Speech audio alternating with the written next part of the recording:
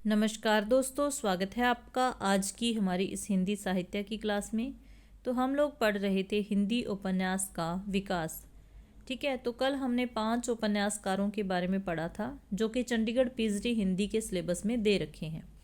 आज हम अगले 5 उपन्यासकार देखेंगे तो आपका जो हिंदी उपन्यास का टॉपिक है वो कंप्लीट हो जाएगा। ठीक है, इसके अलावा ये क्लास हर उस कैंडिडेट के लिए महत्वपूर्ण रहेगी जिसका सब्जेक्ट है टीजीटी पीएचडी हिंदी और वो मतलब किसी भी एग्ज़ाम की तैयारी कर रहा है, चाहे किसी स्टेट का टेट हो। ठीक है, शुरू करते हैं फिर आज की हमारी ये क्लास। तो आज की क्लास हम शुरू करेंगे फणीश्वर नाथ रेणु से, जो कि एक आंचलिक उपन्यासकार हैं और आंचलिक उपन्यास का प्रवर्तक भी फणीश्वर नाथ रेणु को ही माना गया है। ठीक है, तो पढ़ते हैं फणीश्वर नाथ रेणु के मुख्य उपन्यासों के बारे में। तो सबसे पहले है उनका जो उपन्यास बहुत पूछा जाता है, मैला आंचल। वर्ष साथ में याद रखना है क्योंकि सीक्वेंस में भी आपको अरेंज करने आ सकते हैं उपन्यास, तो ध्यान रखना है। 1954 पूर्णिया जिले के मेरीगंज गांव की कथा है। तो मैला आंचल में किस गांव की कथा है? मेरीगंज गांव की कथा है। इसी तरीके से दूसरा इनका उपन्यास है परती परी कथा 1957 और इसमें पूर्णिया जिले के ही प्राणपुर गांव की कथा है। तो ये गांव याद रखने हैं। मैला अंचल में मेरीगंज गांव की कथा है और परती परी कथा में प्राणपुर गांव की कथा है। ठीक है, आगे है दीर्घ तपा। इसमें किस चीज़ का वर्णन किया गया है या बताया गया है? भ्रष्ट व्यवस्था के बीच एक ईमानदार व्यक्ति के संघर्ष की कहानी है। इसमें किस उपन्यास में? दीर्घ तपा में 1963। उसके बाद आता है जुलूस। मैलांचल परती परी कथा जुलूस बहुत पूछे जाते हैं, तो ये भी पूछा जा सकता है कि इनमें से कौन सा उपन्यास फणीश्वर नाथ रेणु जी का नहीं है, तो ध्यान रखना है। ठीक है, तो जुलूस 1965 पूर्वी पाकिस्तान से आए पूर्णिया जिले में शरणार्थियों की समस्या का चित्रण हुआ है। तो पूर्णिया जिले में ही आए शरणार्थियों की समस्या का चित्रण किस उपन्यास में हुआ है? जुलूस में। ठीक है, आगे आता है कितने चौराहे। उनका अगला उपन्यास कौन सा है? कितने चौराहे 1966।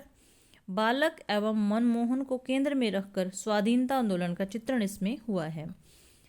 आगे नेक्स्ट जो उनका उपन्यास है वो है पलटू बाबू रोड 1979। पूर्णिया जिले के एक बंगाली परिवार के चारित्रिक पतन की कहानी है। तो पूर्णिया जिले के ही एक बंगाली परिवार के चारित्रिक पतन की कहानी किस उपन्यास में है? पलटू बाबू रोड में। उनका अधूरा उपन्यास पूछा जाए, अपूर्ण उपन्यास पूछा जाए तो राम रतन राय हो जाएगा। राम रतन राय हो जाएगा। ठीक है, तो ये थे उनके मुख्य उपन्यास। तो ध्यान रखने हैं, विषय याद रखना है, वर्ष याद रखना है। फणीश्वर नाथ रेणु जी के बारे में एक पॉइंट और याद रखना है कि ये अपना जो साहित्यिक गुरु था वो किसे मानते थे? एक बंगला उपन्यासकार सतीनाथ भादुड़ी को मानते थे। ठीक है, भादुड़ी को ये मानते थे अपना साहित्यिक गुरु। अच्छे से याद रखना है, कई बार पूछा जा सकता है। ठीक है, आगे हम देखते हैं यशपाल। यशपाल का नाम आपके सिलेबस में है और इनके जो उपन्यास हैं वो भी काफ़ी प्रसिद्ध रहे हैं। तो प्रगतिवादी या मार्क्सवादी विचारधारा के उपन्यासकारों में सबसे पहले नाम लिया जाता है यशपाल का। यशपाल कैसे उपन्यासकार थे?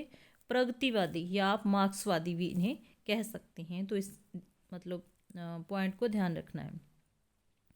सबसे पहले इनका जो उपन्यास आता है दादा कामरेड। इसका विषय हो जाएगा क्रांतिकारियों की गतिविधियों का विश्वसनीय चित्रण 1941। ठीक है, ये पीडीएफ लेनी हो तो टेलीग्राम चैनल को ज्वाइन कर लेना, वहाँ सेंड कर दूंगी मैं। ठीक है, दूसरा उपन्यास है देशद्रोही। उपन्यास के नाम आपने विशेष रूप से याद रखने हैं। ये ध्यान होना चाहिए कि जो भी आपसे 10 उपन्यासकार पूछे गए हैं उनमें से कौन सा उपन्यास किसका है। ठीक है, दादा कामरेड हो गए। देशद्रोही 1943, इसमें मतलब कहाँ से लेके कहाँ तक की राजनीतिक स्थिति का अंकन हुआ है, ध्यान देना है। 1943 सन 1930 से 1942 तक की राजनीतिक स्थिति का अंकन किसमें हुआ है? देशद्रोही में। नेक्स्ट आता है दिव्या 1945, एक ऐतिहासिक कल्पना है। तो एक ऐतिहासिक कल्पना कौन सा उपन्यास है? दिव्या। फिर आता है पार्टी कामरेड। कम्युनिस्ट पार्टी की विचारधारा एवं कार्यक्रम का समर्थन इसमें हुआ है। ठीक है। 1946 मनुष्य के रूप, 1949 अमिता, 1956 एक ऐतिहासिक उपन्यास है। ठीक है। झूठा सच, जो हर बार एग्जाम में मतलब मोस्टली एग्जाम में पूछा जाने वाला इनका उपन्यास है झूठा सच। ये 2 भागों में प्रकाशित हुआ है। पहला भाग 1958 में और दूसरा भाग हुआ 1960 में। ये चीज़ याद रखना है। झूठा सच उपन्यास किसका है? जसपाल का है। 2 भागों में प्रकाशित हुआ 1958 में और 1960 में। पहले भाग में क्या है? राष्ट्र विभाजन एवं त्रासदी का चित्रण है। जो पहला भाग है उसमें राष्ट्र के विभाजन की त्रासदी को दिखाया गया है और दूसरे भाग में स्वतंत्रता प्राप्ति एवं देश के विकास तथा देश के भावी निर्माण में बुद्धिजीवियों की भूमिका का यथार्थ चित्रण हुआ है। तो दोनों में बहुत अंतर है उसके विषय में, तो ध्यान देना है कि पहले भाग में क्या है और दूसरे भाग में क्या दिया हुआ है। आगे आता है 12 घंटे 1962। पातिव्रत्या संबंधी अपरंपरागत मूल्यों की व्यर्थता का चित्रण हुआ है। अप्सरा का श्राप याद रखना है, ऐतिहासिक पौराणिक उपन्यास है। क्यों फंसे 1968 काम संबंधों की निर्वाध आजादी का चित्रण है। मेरी तेरी उसकी बात इंपॉर्टेंट है। ठीक है। स्वाधीनता आंदोलन एवं उत्तर भारतीय समाज की राजनीतिक संघर्ष का चित्रण हुआ है। आगे झूठा सच जो उपन्यास है इसके 2 भाग हैं, हमने बात कर ली, अलग अलग प्रकाशित हुए हैं, अलग अलग विषय है उनका। ठीक है। और इनके नाम अलग अलग याद रखने हैं। जो प्रथम भाग है उसका नाम है वतन और देश। ठीक है। प्रथम भाग का नाम क्या है? वतन और देश, और दूसरे भाग का नाम है देश का भविष्य। ठीक है। वतन और देश क्योंकि उसमें विभाजन की त्रासदी का वर्णन हुआ है और दूसरा जो भाग है उसमें देश के भविष्य की ही मतलब बात की गई है, तो इस तरीके से इनका नाम भी अच्छे से याद रखना है। ठीक है। अगला जो हमारा उपन्यासकार है वो है भीष्म साहनी।